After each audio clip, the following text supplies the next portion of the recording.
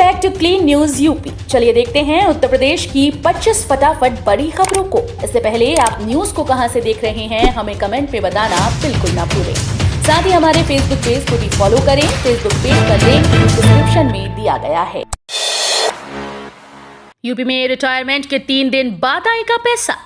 उत्तर प्रदेश में अब रिटायरमेंट के बाद किसी भी सरकारी कर्मी को अधिक परेशान नहीं होना पड़ेगा। मुख्यमंत्री योगी आदित्यनाथ के निर्देश पर ऐसी व्यवस्था बनाई गई है कि रिटायरमेंट के 3 दिन के अंदर ही सभी सरकारी कर्मियों का पेंशन पेमेंट ऑर्डर जारी होने के साथ ही उनके अन्य भुगतान की प्रक्रिया भी समाप्त होगी। दिल्ली के करीब यूपी के शहर में 6 लाख से अधिक युवाओं को रोजगार मिलेगा। योगी आदित्यनाथ के नेतृत्व में उत्तर प्रदेश में सत्तासीन भारतीय जनता पार्टी सरकार अब रोजगार की दिशा में तेजी से काम कर रही है। आने वाले कुछ समय में दिल्ली से सटे यूपी उत्तर प्रदेश के यमुना एक्सप्रेसवे औद्योगिक विकास प्राधिकरण क्षेत्र में इसका असर भी दिखाई देना शुरू हो जाएगा। इससे आसपास के लाखों युवाओं को रोजगार मिलेगा। यूपी सरकार रोजगार बढ़ाने की दिशा में तेजी से सक्रिय है और ऐसे में यमुना एक्सप्रेसवे औद्योगिक विकास प्राधिकरण भी अब तेजी से रोजगार पैदा करने की दिशा में काम करने में जुट गया है। इसी कड़ी में ईडा के सेक्टर 10 और आसपास के करीब 200 एकड़ जमीन पर आने वाले समय में 5 नए औद्योगिक क्लस्टर बनाए जाएंगे। अब नौकरी के साथ भी कर सकेंगे एमटेक की पढ़ाई। बीटेक के बाद किसी वजह से आगे की पढ़ाई ना करके नौकरी करने वाले इंजीनियर्स और प्रोफेशनल्स के लिए अच्छी खबर है। अब वो लखनऊ विश्वविद्यालय से part time master of technology की पढ़ाई कर सकेंगे। 6 सेमेस्टर का ये कोर्स उन्हें 5 साल में पूरा करना होगा। खास बात यह है कि इसकी कक्षाएं शाम को 6 से रात 9 बजे तक चलेंगी। विश्वविद्यालय के इंजीनियरिंग संकाय की फैकल्टी बोर्ड की बैठक में इस प्रस्ताव को मंजूरी दी गई है। एकेडमिक काउंसिल के माध्यम से इसे पास कराकर जल्द ही आवेदन की प्रक्रिया शुरू हो जाएगी। पेंशनर्स की मौजूदगी में ई पेंशन पोर्टल का शुभारंभ। मुख्यमंत्री योगी आदित्यनाथ ने रविवार को सरकारी अधिकारियों व कर्मचारियों को बड़ा तोहफा दिया। ई पेंशन पोर्टल से कार्मिकों को सेवानिवृत्ति से 3 माह पहले ही पेंशन, ग्रेच्युटी आदि के भुगतान आदेश जारी हो जाएंगे। इसके लिए ऑनलाइन रजिस्ट्रेशन और भुगतान से संबंधित ई पेंशन पोर्टल का मुख्यमंत्री योगी आदित्यनाथ ने रविवार को लखनऊ में शुभारंभ किया। कार्यक्रम का कमिश्नरी सभागार में आयुक्त और 100 से पेंशनर ने वर्चुअली देखा। यूपी में योगी सरकार की एक और अच्छी पहल, दिव्यांग बच्चों को उपहार में मिलेंगे पालनहार। दिव्यांगों को समाज की मुख्यधारा में लाने के लिए शिक्षा, दिव्यांग पेंशन और स्वरोजगार के बाद अब प्रदेश सरकार दिव्यांग बच्चों की मदद से तैयारी कर रही है। लखनऊ समेत प्रदेश के सभी जिलों में पालनहार योजना के तहत सरकार न केवल 18 साल से नीचे के बच्चों व किशोरों का दिव्यांगता प्रमाण पत्र बनवाएगी, बल्कि उनके विकास का पुख्ता खाका भी तैयार होगा। प्रदेश के सभी जिले दिव्यांगजन सशक्तिकरण अधिकारी को ऐसे बच्चों का डेटा तैयार करने के लिए कहा गया है। ग्रामीण और शहरी दोनों ही क्षेत्र में रहने वाले दिव्यांग बच्चों के उत्थान के लिए सरकार पुख्ता कदम उठाएगी। कल्याण के 97वें विशेषांक के प्रकाशन की तैयारी शुरू। जनवरी 2023 में बाजार में आएगी। सत्य, अहिंसा, परोपकार, न्याय, वैराग्य, जप तप जैसी 26 तरह की दैवीय संपदाएं ईश्वर प्राप्ति का मार्ग प्रशस्त करने में कितनी सहायक हैं, इसका सार गीता प्रेस से प्रकाशित होने जा रहे कल्याण के 97वें विशेषांक दैवीय संपदा में समाहित होगा। श्रीमद् भगवद गीता के 16वें अध्याय में दैवीय और आसुरी संपदा को मुक्ति बंधन का कारण बताने वाले भगवान श्री कृष्ण के उपदेशों के तत्व सार को संत महात्माओं और विद्वानों के आलेख द्वारा समझाया जाएगा। तो खंडों वाले विशेषांक की 1.80 लाख प्रति सितंबर से प्रकाशित होना शुरू हो जाएंगी, जो जनवरी 2023 में पाठकों तक पहुंचेंगी। वेब की धमकी, नोएडा में अवैध मजार व फर्जी केस वापस नहीं लिए तो होगा राज्यव्यापी आंदोलन। नोएडा में बड़े पैमाने पर बढ़ते समुदाय विशेष के अवैध धार्मिक स्थल को न हटाने और विहिप कार्यकर्ताओं पर लगे झूठे मामले वापस न लेने पर विश्व हिंदू विहिप प्रांत मंत्री डॉक्टर राजकमल गुप्ता ने कहा कि अवैध रूप से बने धार्मिक स्थल के संबंध में नोएडा प्राधिकरण और जिलाधिकारी को ज्ञापन देकर लौटते वक्त कोतवाली सेक्टर 39 के बाहर कुछ लोगों ने विहिप व बजरंग दल कार्यकर्ताओं पर जानलेवा हमले का प्रयास किया। सादा कपड़े में जो लोग थे उन्हें पुलिस ने बाद में अपना कर्मचारी बताया। इसके बाद भी हमारे कार्यकर्ताओं को झूठे केस में फंसाने का दुष्प्रयास किया गया। परिषद मेरठ प्रांत के प्रचार प्रमुख अवधेश पांडे ने विहिप द्वारा राज्यव्यापी आंदोलन की चेतावनी दी है। TM9 की बैठक में सीएम का दावा, रेलवे यूपी को देगा कोयले की अतिरिक्त रैक। यूपी की योगी आदित्यनाथ सरकार ने दावा किया है कि प्रदेश में कोविड पर प्रभावी नियंत्रण बना हुआ है। एनसीआर के जनपद गौतम बुद्ध नगर और गाजियाबाद में केस बढ़ रहे हैं। पिछले 24 घंटे में पूरे प्रदेश में 269 नए केस की पुष्टि हुई, जिसमें गौतम बुद्ध नगर में 117, गाजियाबाद में 55, लखनऊ में 26 और आगरा में 15 नए केस शामिल हैं। सीएम योगी ने निर्देश दिए कि हर दिन कम से कम 1.5 लाख कोविड टेस्ट किए जाएं। पॉजिटिव पाए जा रहे लोगों का सैंपल लेकर जीनोम सीक्वेंसिंग का काम लगातार जारी रखें। सीएम योगी ने बताया कि बिजली संकट को लेकर मेरी गृह मंत्री, ऊर्जा मंत्री और रेल मंत्री के साथ सकारात्मक बात हुई है। मिशन शक्ति के तहत पहल अक्षय तृतीया पर बाल विवाह रोकने को उठाए गए सख्त कदम। अक्षय तृतीया पर बाल विवाह रोकने के लिए जिला प्रशासन ने सख्त कदम उठाए हैं। टास्क फोर्स को सख्त हिदायत दी गई है कि बाल विवाह के संभावित मामलों पर नजर रखें और इसमें शामिल होने वाले लोगों के विरुद्ध कड़ी कार्रवाई की जाए। बता दें कि इस बार 3 मई को अक्षय तृतीया पड़ रही है। उप जिलाधिकारियों, विशेष किशोर पुलिस इकाई के नोडल अधिकारियों, समस्त खंड विकास अधिकारियों, जिला पंचायत राज अधिकारी, जिला कार्यक्रम अधिकारी को निर्देश दिया कि वे इस बारे में अपने स्तर पर आवश्यक कदम उठाएं और जनपद स्तर पर बाल विवाह रोकने के लिए जनपद स्तर पर गठित टास्क फोर्स की मदद से तत्काल कार्रवाई करें। सहारनपुर में पिछले सत्र की तुलना में इस बार घट गया चीनी का उत्पादन। जनपद में चीनी मिलों का सत्र जारी है, परंतु इस बार पिछले साल की तुलना में चीनी का उत्पादन कम हुआ, जबकि गन्ने की रिकवरी भी ठीक आ रही है।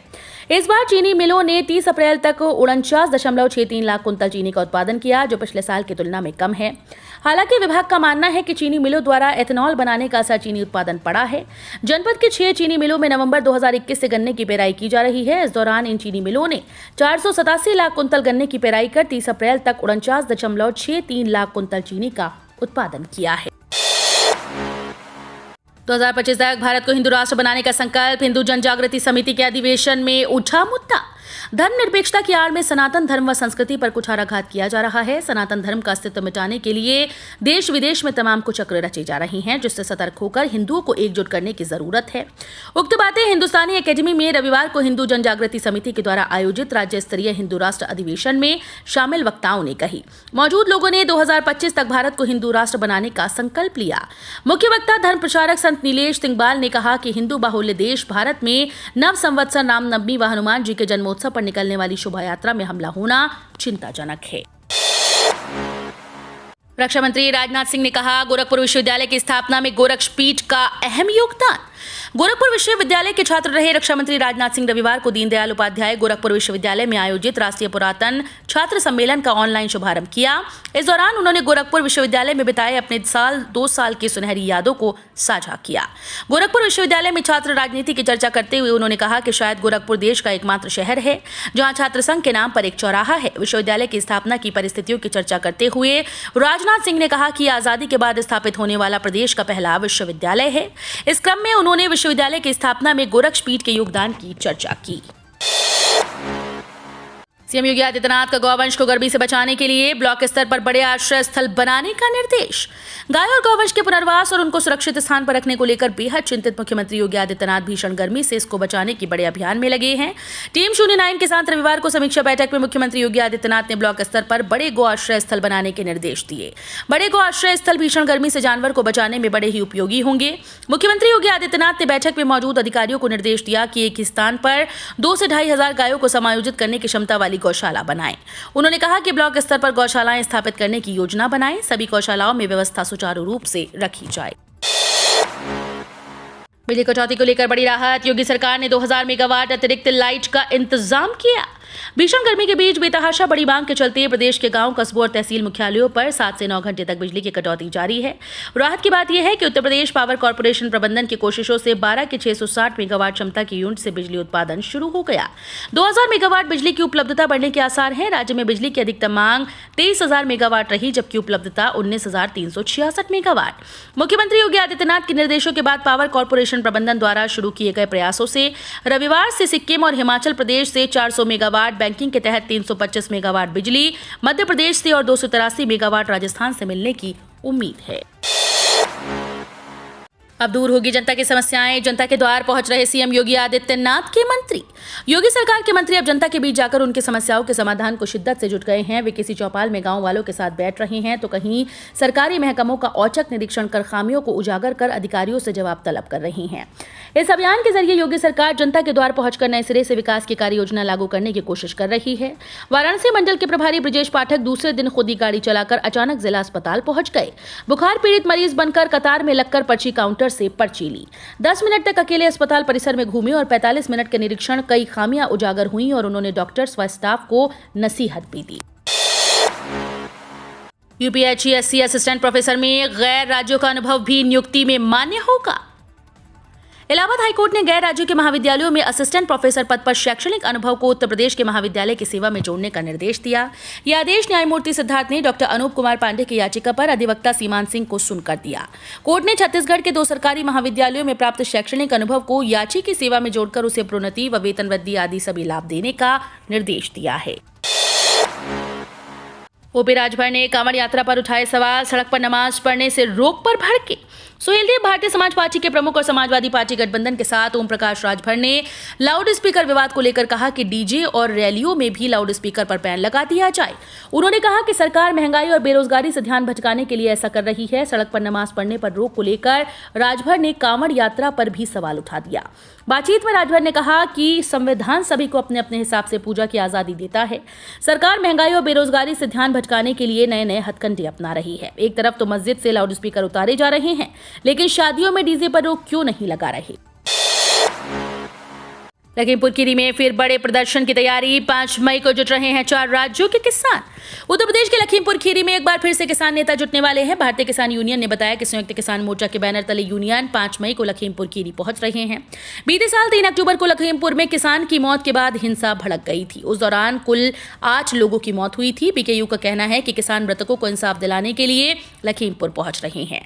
समाचार एजेंसी ANI के मुताबिक भारतीय किसान यूनियन के महासचिव हरिंदर सिंह लाखोवाल ने कहा कि SKM के बैनर तले किसान यूनियन बीते साल मारे गए किसानों को इंसाफ सुनिश्चित करने के लिए 5 मई को लखीमपुर खीरी पहुंचेंगे।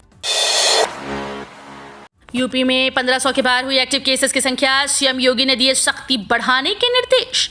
यूपी में दिन पर दिन बढ़ रहे कोरोना केसेस को देखते हुए सीएम योगी ने चिंता जताई। सीएम योगी ने इस पर काबू पाने के लिए सख्ती बरतने के निर्देश जारी कर दिए। रविवार को उच्च स्तरीय बैठक में सीएम योगी आदित्यनाथ अफसरों को कोविड गाइडलाइन का कड़ाई से पालन करने के निर्देश दिए। उन्होंने अधिकारियों से कहा कि NCR के जिलों व लखनऊ में लिए सार्वजनिक स्थानों पर फेस मास्क की अनिवार्यता को प्रभावी बनाया जाए।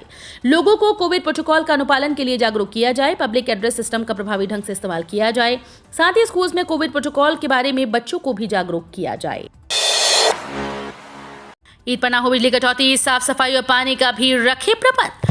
भीषण गर्मी के बीच कोयले की कमी और कुछ ताप बिजली घरों में तकनीकी दिक्कतों के चलते बिजली संकट के शिकार यूपी में मुख्यमंत्री योगी आदित्यनाथ ने अधिकारियों को निर्देश दिए कि ईद और अन्य त्योहारों में पर्याप्त विद्युत आपूर्ति के प्रबंध किए जाएं। सीएम योगी ने रविवार को उच्च स्तरीय टीम 9 की बैठक में कहा कि अक्षय तृतीया, परशुराम जयंती और ईद के अवसर पर बिजली आपूर्ति सुचारू रखें, अनावश्यक कटौती न हो, धार्मिक स्थलों के आसपास स्वच्छता, पेयजल आदि के प्रबंध किए जाएं, लोगों की सुविधाओं का ध्यान रखें। 3600 करोड़ रुपए खर्च कर अपग्रेड की जाएगी यूपी 112। मुसीबत में 10 मिनट से भी कम समय में पहुंचेगी यूपी पुलिस। यूपी में मुख्यमंत्री योगी आदित्यनाथ के निर्देशों का असर दिखना शुरू हो गया। योगी 2.0 में कानून व्यवस्था के मामले में यूपी पुलिस को देश में नंबर 1 पुलिस बनाने की तैयारी है। इसलिए किसी भी मुसीबत में औसतन 12 मिनट में पहुंचने वाली यूपी 112 का रिस्पॉन्स टाइम घटाकर 10 मिनट से कम करने का प्रयास शुरू हो गया। इसके लिए कार्य योजना बनाकर चरणबद्ध तरीके से कार्य किया जा रहा है। सीएम योगी के सामने हाल ही में गृह विभाग ने सूक्ष्म, लघु और दीर्घकालीन रणनीति का प्रस्तुतिकरण किया, जिसमें सीएम ने यूपी 112 के रिस्पॉन्स टाइम को घटाने के निर्देश दिए थे। सीएम के निर्देश पर गृह विभाग ने यूपी 112 को अपग्रेड करने के लिए करीब 3600 करोड़ रुपए की कार्य योजना बनाई है। श्रम दिवस पर यूपी के 11.5 लाख पेंशनर्स को सीएम योगी की बड़ी सौगात। सीएम योगी आदित्यनाथ ने श्रम दिवस पर यूपी के 11.5 लाख से अधिक पेंशनर्स को ईज ऑफ लिविंग की बड़ी सौगात दी। सीएम योगी ने इस दौरान लखनऊ के लोक भवन स्थित सभागार में पेंशनर्स के लिए बनाई गई ऑनलाइन सेवा पोर्टल का शुभारंभ किया। सीएम योगी ने बताया कि उत्तर प्रदेश ई पेंशन पोर्टल की सुविधा देने वाला देश का पहला राज्य बन गया। कार्यक्रम में सीएम योगी ने 31 मार्च 2022 को रिटायर हुए 1220 पेंशनर्स के खातों में पेंशन हस्तांतरित की है। सीएम योगी ने यहां पर श्रमिकों को बधाई दी। उन्होंने प्रदेश के पेंशनर्स को संबोधित करते हुए कहा कि आपकी ओर से प्रदेश की उन्नति में दिए गए योगदान के लिए आपका पेंशन भोगी के रूप में नहीं, पेंशन योगी के रूप में सम्मान होना चाहिए। कोरोना को लेकर 4 जिलों में अलर्ट जारी, टेस्टिंग को बढ़ाने के सीएम ने दिए निर्देश। मुख्यमंत्री योगी आदित्यनाथ ने रविवार को उच्च स्तरीय बैठक में अधिकारियों को कोविड गाइडलाइन का कड़ाई से पालन कराने के निर्देश दिए। उन्होंने अधिकारियों से कहा कि एनसीआर के जिलों व लखनऊ में लिए गए सार्वजनिक स्थानों पर फेस मास्क की अनिवार्यता को प्रभावी बनाया जाए, लोगों को कोविड प्रोटोकॉल का अनुपालन करने के लिए जागरूक किया जाए, पब्लिक एड्रेस सिस्टम का प्रभावी ढंग से इस्तेमाल किया जाए। इसके साथ ही स्कूल्स में कोविड प्रोटोकॉल के बारे में बच्चों को जागरूक भी किया जाए। उन्होंने कहा कि प्रधानमंत्री नरेंद्र मोदी के मार्गदर्शन में ट्रैक, टेस्ट, ट्रीट और टीकाकरण की नीति के सफल क्रियान्वयन से उत्तर प्रदेश में कोविड महामारी पर प्रभावी नियंत्रण बना हुआ है। यूपी में संगठन मजबूत करने के लिए आम आदमी पार्टी लेगी तिरंगे का सहारा। आम आदमी पार्टी के प्रदेश प्रभारी सांसद संजय सिंह ने कहा कि यूपी में पार्टी 10,000 तिरंगा शाखाएं शुरू करेगी। 6 माह में शाखाओं का गठन करेंगी। 1 जुलाई से तिरंगा शाखा प्रमुख बनाने का काम शुरू हो गया है। पार्टी यूपी के सभी चेयरमैन व मेयर से लेकर वार्ड के पद पर मजबूती से चुनाव लड़ेगी। संगठन को मजबूत करने के लिए 30 घरों पर एक मोहल्ला प्रभारी बनाएगी। पार्टी के प्रदेश प्रभारी ने शनिवार को गोमती नगर स्थित प्रदेश कार्यालय में पत्रकारों से बातचीत में कहा कि भाजपा नफरत फैलाकर देश को कमजोर कर रही है, महंगाई आसमान छू रही है। अनूप जलोटा ने पीएम मोदी व सीएम योगी की शान में पढ़े कसीदे, बोले कलाकारों को अब घर में मिल रहा काम। भजन सम्राट अनूप जलोटा ने कहा कि वर्तमान समय में प्रदेश में कलाकारों को जितना अवसर सम्मान मिल रहा है उतना कभी नहीं मिला। घर में तो काम मिल ही रहा है, मुंबई में भी सम्मान मिलने लगा है। ये सिर्फ मुख्यमंत्री योगी आदित्यनाथ के चलते संभव हो पाया। अपने कार्यकाल में उन्होंने कलाकारों को आगे बढ़ाने की हर संभावना पर न केवल विचार किया बल्कि उसे कार्यरूप देने में कोई कोर कसर नहीं छोड़ी। उनके इसी प्रोत्साहन का नतीजा है कि आज पूर्वांचल सहित पूरे प्रदेश के कलाकार देश भर में चमक रहे हैं। तो ये थी आज की 25 फटाफट बड़ी खबरें। अगर आपको न्यूज़ पसंद आई हो तो वीडियो को लाइक और शेयर जरूर करें। धन्यवाद।